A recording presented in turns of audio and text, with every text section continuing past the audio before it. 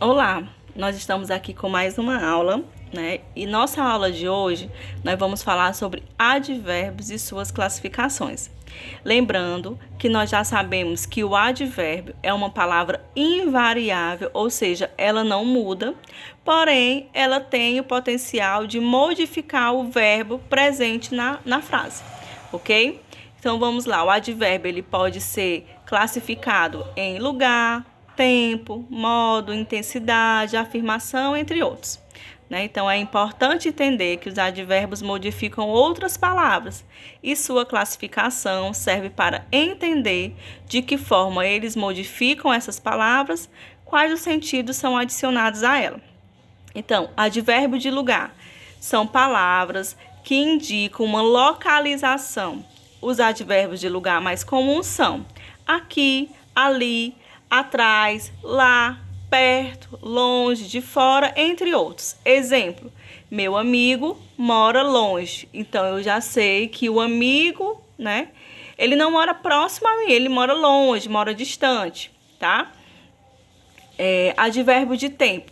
São palavras que expressam tempo ou período, né? E os advérbios de tempo mais comuns são aqueles hoje, amanhã, ontem, sempre, nunca, antes, depois, cedo, tarde, entre outros. Exemplo, eu cheguei depois, tá? Eu poderia muito bem colocar essa frase aqui apenas, eu cheguei, né? Então, eu cheguei agora, né? No momento, no presente, naquele instante. Mas eu coloquei aqui um advérbio depois, que dá a ideia de dizer que eu cheguei depois de todos os outros, né? E que não foi naquela hora, tá? Nós temos aqui também os advérbios de modo, que são palavras que ajudam a entender o modo ou a maneira como alguma ação ocorreu ou como ocorre alguma característica. Os advérbios de modo mais comuns são bem, mal, melhor, pior, vagarosamente, rapidamente, entre outros. Exemplos.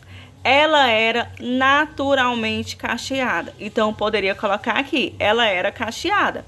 Mas quando eu coloco a palavra naturalmente, eu estou querendo dizer que ela nasceu daquele jeito. Ela nasceu com o cabelo cacheado.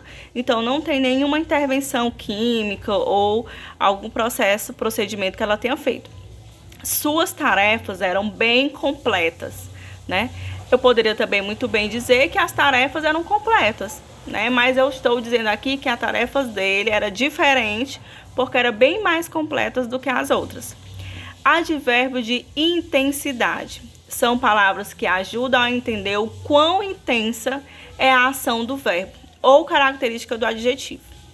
Os advérbios de intensidades mais comuns são muito, pouco, demais, bastante, mais, menos, entre outros. Exemplos. Você quer mais suco?